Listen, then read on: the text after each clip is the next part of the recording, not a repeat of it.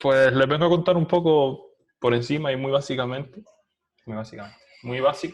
lo que es Shiny, que es algo que bajo mi no mucho conocimiento, pero hasta donde yo sé ahora mismo, se usa para hacer proyectos de Big Data, los analistas de datos. Lo suelen usar bastante para hacer MVP rápidos, poder enseñar cosas a los product owners o lo que sea. Y ahora les contaré por qué. Primero de todo, ¿qué es Shiny? Es un framework. Es un framework de R y lo que les había contado es los analistas de datos les resulta sencillo este framework porque está basado en R y R es un lenguaje que al parecer usan bastante a la hora de computar y de hacer operaciones matemáticas y demás. Y otra de las bondades que también les he contado ya es eso, que con Shiny puedes crear aplicaciones web de manera rápida. Por si alguien no sabe lo que es R, porque es normal, si no está metido mucho en este mundo, R es un lenguaje de programación para el mundo de las estadísticas y la computación y temas matemáticas, sobre todo.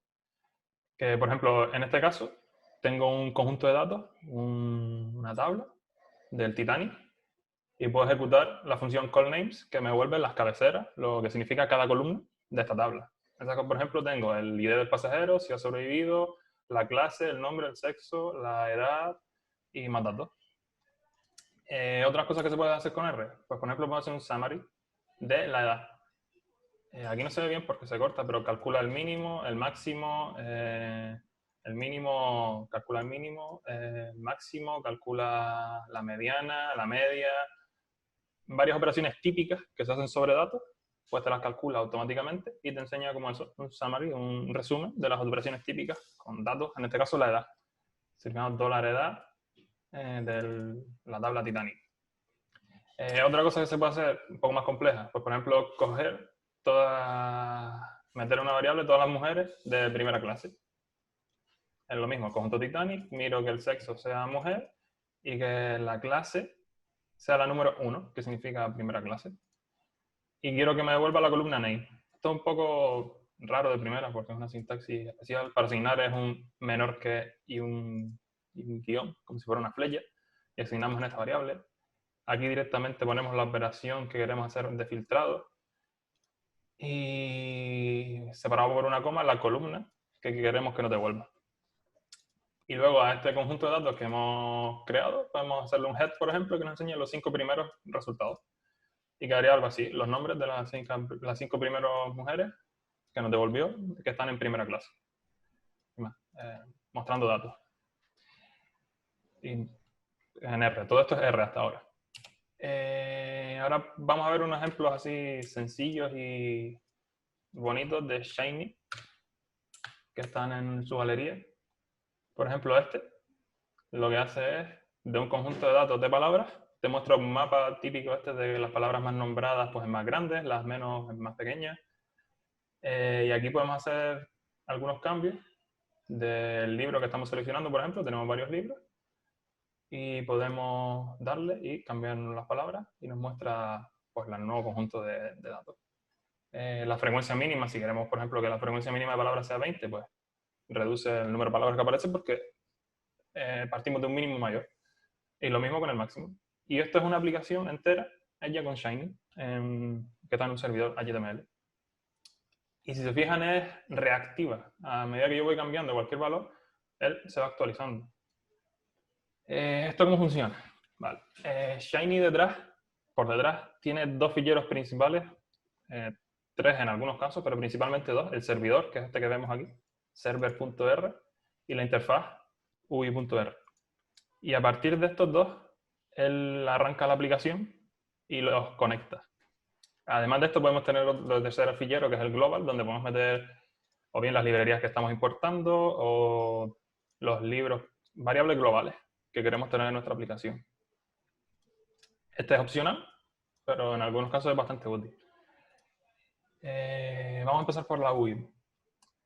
Shiny tiene una especie de componentes, como si fuera React o algo así, y tiene unos componentes, los cuales están predefinidos y hay documentación de todos los componentes que existen, pero el principal que se suele usar para empezar una página es una página con el Fluid. Es decir, que cada elemento que metas se ajusta automáticamente y se empuje uno con el siguiente, que no se molesten. Luego, lo mismo, tienen componentes de título, en este caso word count, simplemente pues eso, mete un título a nuestro panel.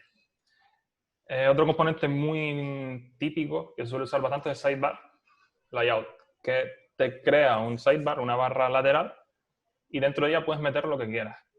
Si se fijan, todo esto funciona anidando funciones. Creas un fluid page que dentro en la llamada tiene un título y un sidebar y un main panel. Vale, el sidebar a su vez dentro tiene otro sidebar panel, un select input, un action button, un espacio, bla, bla, bla. Y el main panel, al lado del centro, tiene un plot, que es un gráfico, con el nombre plot. Y esto lo podemos hacer tan complejo como queramos. En este caso, pues queremos un input que seleccione el libro y que cambie el choice cuando seleccionamos algo. Un botón el cual pone change que ejecuta la función update, que ahora veremos. Una línea aquí separando, ¿vale? Y un slider típico de, vale, este se llama frecuencia y este se llama máximo. Este es el texto que muestro y los valores mínimo, máximo y el con el que empieza son estos. Y nos crea este HTML de aquí. Y esto se conecta por detrás con el servidor, el cual tengo aquí, mediante, y esto es lo que siempre me cuesta encontrar, esto de aquí. En el servidor nosotros queremos crear una variable de salida del servidor, la cual va a tener el nombre plot y va a ejecutar renderPlot para crear esa variable de salida. Este plot es el que pusimos aquí que se iba a usar como entrada. Entonces tienen el mismo nombre y se conectan por detrás, de alguna manera. Y cada vez que yo cambie un valor dentro de este objeto, el servidor, la interfaz, perdón, cambiará en función de los nuevos valores. Aquí no estoy en servidor. Si se fijan aquí, cada vez que yo cambio el input frequency, el que usa aquí, el input que tenemos en la interfaz que llamamos frecuencia, lo tenemos metido dentro de esta propia función, cada vez que yo cambio ese valor, si se fijan, se marca en amarillo ese trozo de código. Porque él detecta que ha cambiado el valor este de aquí y automáticamente vuelve a ejecutar este trozo de código el cual estaba asociado a este input y genera un nuevo valor para el output. Por eso se dice que es reactivo. Es decir, cada vez que nosotros hacemos una acción en la interfaz, él reacciona y ejecuta en el backend, en este caso, en el servidor, ejecuta una acción para actualizar los datos. Al final se parece a React y todo un poco. Bueno, y el resto de cosas en este caso son más operaciones que puedes hacer en el backend, de la manera que quieras. Y como este ejemplo, pues hay varios. Está, por ejemplo, este otro que no carga. Perdona, Cristian, una pregunta sobre lo que estaba mostrando. Sí, sí. O sea, ¿cómo le manda aquí ahora mismo el cliente, la interfaz, los valores de frecuencia mínima y máximo número de palabras al servidor? O sea, estabas diciendo que era abajo, ¿vale? O sea, nosotros aquí, perdón un segundo. Vale. El slider input, por detrás, por defecto, define que esta variable que nosotros le pasamos como primer parámetro, crea una variable de entrada, la cual llamamos max. Entonces, nosotros en el servidor decimos el input max, que debe estar por aquí, la variable de tipo input, que se llama max, la asocia. Entonces, son la misma variable ahora mismo. La max que tengo aquí con input max es la misma que creo aquí con max, igual que frecuencia. La variable de input tipo frecuencia está asociada con el slider input de la interfaz. Vale. Y por eso diferencia entre entrada y salida. Aquí solo actualiza cuando tú actualizas la interfaz porque es de entrada al servidor y el servidor tiene variables de salida. En este caso, creamos una variable de salida plot que la interfaz se queda escuchando esa variable plot en esta función. Entonces, cuando esta variable el servidor la actualiza, la interfaz está escuchando y dice, vale, tengo que actualizar mi interfaz. Por eso decía que no me terminaba de convencer porque es un poco raro al principio. esto de input, output y tener bien definido para qué se usa, a mí me costó un poco al principio. Vale. Vale, Y eso, gracias. y hay pues eso, variables, pues hay varios ejemplos, esto que son los números de teléfono durante los diferentes años, un gráfico típico de acumulación, y este otro lo mismo. Que estos son frecuencias. Ah, vale, este lo puse por otra razón. Aparte de crear en dos ficheros, nosotros podemos crear todo en un fichero si queremos. Si en lugar de crear fichero de UI y server por separado, podemos crear una variable UI, donde metemos nuestro panel igual que antes, y una variable server, donde metemos la función del servidor que se ejecutará, o todo lo que queramos que se ejecute, y luego simplemente hacemos shiny app y definimos, pues, este es el usuario, este es el UI, y este es el servidor. Y lo arranca igualmente. Si podemos o bien separarlo en dos ficheros o no. Depende de cómo es grande, complejo o de lo que nosotros queramos. Vale. A la hora de compartir un proyecto Shiny, hay varias opciones. O bien, compartes el proyecto como tal, con todos sus ficheros fuentes, todo su conjunto de datos y todo, y la otra persona lo arranca en su máquina. O bien lo exportas a PDF o a HTML, dependiendo de si quieres que sea dinámico o no. También Shiny tiene un hosting propio, el cual tú puedes publicar en su, como estaban estas aplicaciones, en su hosting propio de ellos de Shiny, te dan una opción gratuita y otra de pago. Puedes publicar X aplicaciones, que por ejemplo, parecidas a Heroku. Si está X horas sin usarse, pues te la tira abajo y cuando alguien vuelva a entrar otra vez, te arranca de nuevo la aplicación, con un límite de CPU, etc. O también, si quieres, puedes montarte tu servidor propio de Shiny en tu empresa y hostear ahí tus aplicaciones. No sé si se dieron cuenta, pero también, ahora lo veremos en el siguiente ejemplo, no es exactamente muy rápido que se diga. Tarda en procesar la información, no es en tiempo real. Por ejemplo, esta aplicación está hecha con Shiny. Es un mapa de los casos de COVID en el mundo. Y es un mapa interactivo, el cual tú vas a acercar, puedes ver puntos, darle, se va actualizando. Puedes incluso cambiar la fecha e ir hacia atrás y él te actualizará de nuevo con los casos en ese momento. Y si fijan, tarda un poco, no es 100%, o sea, no va súper rápido. Tardan un segundito y medio, por eso, porque necesita conectarse con el backend hacer el proceso de datos, enviárselo al front y el front pintarlo. Pero como ven, pueden hacer cosas muy grandes y impresionantes con esto. Incluso hay esta aplicación de aquí que es un cuestionario, el cual tú piensas en un Pokémon, vas respondiendo preguntas que tiene, si del tipo, si sale huevo, si no, varias preguntas, y él te intenta adivinar el Pokémon que tú estabas pensando, con un contador y todo. Y como esto hay aplicaciones muy grandes y hay una galería en la que puedes ver varios ejemplos de aplicaciones hechas con esto. Hay muchos. Están muy guapos. Y, por ejemplo, el código de esta aplicación de aquí lo podemos ver directamente en GitHub. Y es bastante más complejo que lo que yo he hecho hasta ahora. Pero a punto de error. El señor fue un valiente y lo hizo todo en un único fichero. Y tiene cosas aquí. Instala paquetes. Define variables de color. También, Shiny acepta directamente meter etiquetas HTML. Si tú en lugar de usar los métodos propios para crear un sidebar, tú puedes crear tu HTML con tu CSS, con tus datos, y crear tu estructura, tu web como tú quieras. No necesariamente tienes que usar sus componentes. Y eso, este señor aquí pues tiene bastante código, bastante curioso, con muchas cosas, para tener el mapa del COVID. Entonces, me sorprende eso, la complejidad que tiene estas aplicaciones y el tiempo que le he hallado y que a mí aún me cuesta leer bien. No estoy acostumbrado a leer. Pero está muy guapo. Y luego, vale, existen otras cosas como Canit, también, que es basado en R y te sirve para hacer informes dinámicos, que si tengo tiempo haré otra presentación, súper cortito también, en la que tú, dependiendo de los datos de entrada, pues él te va a actualizar un informe y decirte, cambiar incluso el texto que aparece en el informe, o hacer un informe dinámico en HTML, el cual tú puedas tratar los datos y verlos como tú quieres. Puedes hacer presentaciones en R también. Esta presentación está hecha en R. O eso, lo que he dicho, paper dinámico. Y para trabajar con todo esto, ya para cerrar. Todo se trabaja en RStudio, que es un editor un IDE que tiene en R, que existe en R para trabajar, que tiene esta pinta de aquí.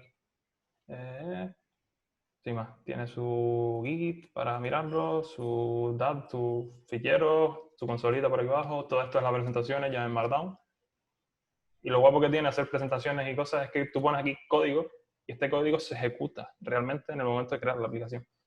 Yo definí un fichero de entrada de Titanic como configuración y este fichero de entrada se ejecuta y luego este código es código real que se está ejecutando. Si te da un error, en la presentación te sale un error. Entonces, este es código real R que está funcionando. Y poco más. Poco más y poco menos. Esto era lo que tenía preparado para presentarle Shiny. Me mola mucho. Tiene pinta brutal, la verdad. Y el RStudio, quiero decir. Bueno, una pregunta que sí te quería hacer. Habla de lo de que le puedes meter cualquier HTML. No digo que lo hayas probado porque imagino que esto lo has tocado por encima y demás. Pero ¿te suena de alguien que ha hecho alguna puta locura con React o alguna movida así en Shiny? No lo sé. Imagino que sí, porque gente loca hay en todos lados. Pero, bueno, me suena haber visto, pero esto sería ya cuestión de empezar a investigar. Por aquí en la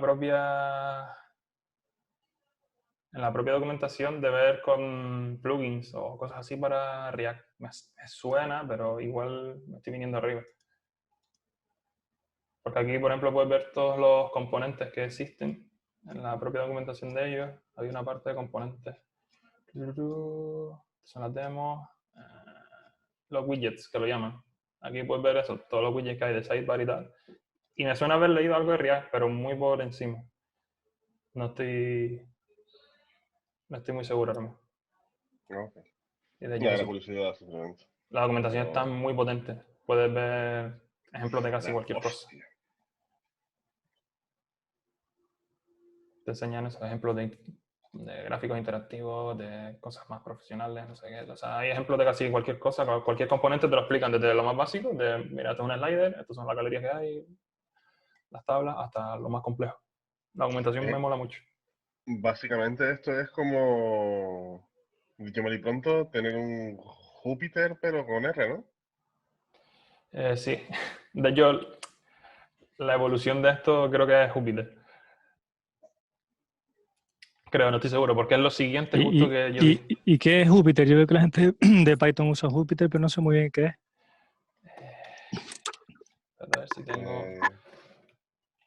Yo por lo que lo he usado y lo que lo entiendo es como una especie de nota con código. Es que, a ver, ¿cómo lo explico? Cuando tú, por ejemplo, haces un informe sobre un modelo y demás, que hay cálculos, gráficas y todo esto, pues básicamente es como si estuvieras en un HTML explicando todo eso y después aparte los trozos de código que se ejecutan, los puedes ejecutar tú ahí directamente. Es como una especie de cuaderno interactivo, pero enfocado desde el punto de vista de matemáticas, porque al final es eso, te puede calcular gráficas, de todo. Sí, yo lo he visto también bastante usado en inteligencia artificial, en deep learning y tal. Sí.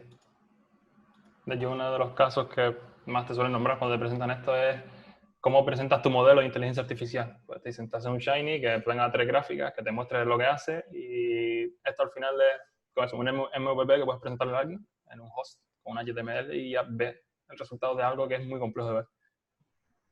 Y creo que esto estaba yo en Jupyter, no me acuerdo porque esto lo hice hace mucho tiempo, pero básicamente es lo mismo. Presentas un gráfico, que le pones unos datos, un div, y es Python. O sea, es lo mismo que voy a explicar ahora, pero hecho en Python. Exactamente es lo mismo. Un drop-down que le pones los datos y tienes los callbacks aquí. Aunque, bueno, tengo que buscarlo.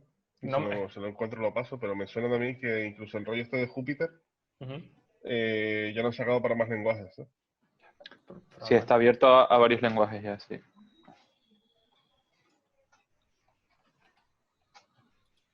¿Y esto se puede integrar con una aplicación React y otro backend o algo? ¿De qué tendrías que hacer un iframe o tiene algún tipo de integración? Pues ahora mismo no lo sé, porque hasta donde he visto, todo es conectado en sí mismo en R y no conectan con nada externo, sino todo R, que a su vez está montado sobre C y Pascal, creo. Y es como se mantienen ahí usando R porque está como muy optimizado en el mundo de las matemáticas. Entonces, hasta donde yo he leído, y no he leído Sí. mucho, pero se intenta mantener en su lenguaje y no lo conectan con otros por eso, porque está optimizado para hacer operaciones y no les interesa ahora mismo. Lo que sí es verdad que cuando hice el curso en su momento de Big Data, lo que me dijeron fue que eso, que el que me enseñó a usar esto, dice, yo no me atrevería a tener en producción una aplicación con Shiny. Antes de eso, la monto con un Jupyter y con Python y me monto mi seguridad y me monto mis cosas. Pero tener una aplicación real usándose con Shiny está bien, a lo mejor un mes de prueba, pero no la mantendría en producción mucho tiempo. Ah. O sea que sería más bien para un prototipo, a lo mejor. Sí, aunque el mismo señor me dijo, yo muchas veces problemas que me presentan de Big Data no son realmente Big Data. Realmente solo quieren visualizar datos, les pongo un Shiny, les hago 4 gráficas y quien me hizo el pedido pues se va contento porque es lo que él quería. Le aviso de que no lo exponga, que lo use internamente, pero muchas veces simplemente con 3 gráficas de Shiny que se actualicen en función de 4 parámetros, solucionas muchos problemas de visualización y de datos que tienes que no usas para nada. Una pregunta, Ah. si puedo. Sí, sí. Sí, como he tocado muy poco R en general por encima y he visto que la potencia que tiene sobre todo la nube de palabras del principio que mostraste, Uh-huh. perdón si la pregunta es boba, ¿la base de datos que utiliza para todas esas estadísticas es una en concreta? ¿Puedes utilizar un JSON, un CSV, SQL o puedes configurarlo a tu manera? Normalmente tiran de un SQL, de un CSV. Te lo enseño aquí. Aquí en algún punto, aquí ves, tiene un comprimido que básicamente lee el fichero y es un CSV.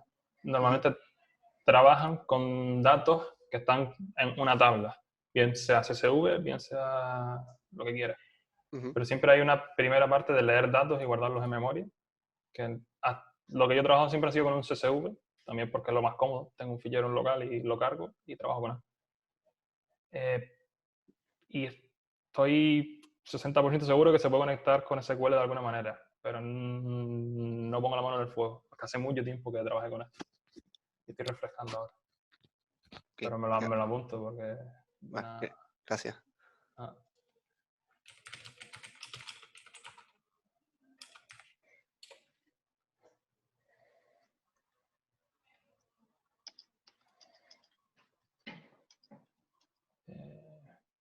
Pues no sé, era esto. Pues muchas gracias, tío, la verdad que... Yo es que además estoy comprando un colega que se está metiendo en Data Science y demás, sobre todo en la parte de análisis, y creo que se lo puede interesar mucho de cara a sobre todo lo que dices tú, ¿sabes? En plan de, te viene alguien y a veces es simplemente limpiar un pelín los datos, meterlos en algún lado y que se vea algo, ¿sí? Sí, es que al final es como el primer acercamiento a una aplicación real. Es decir, tú le planteas esto, mira, ¿es esto lo que quieres? Y él te dice, sí, no, esto me gustaría ver esta cosa, me gustaría ver esta otra, esto lo cambiaría, o lo que sea.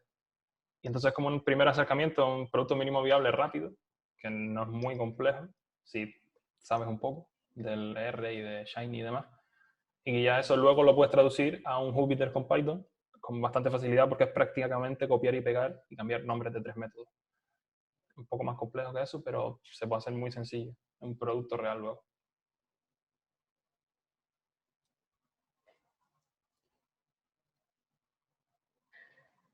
Pero sí, mola mucho. Muchas gracias. A mí me gusta.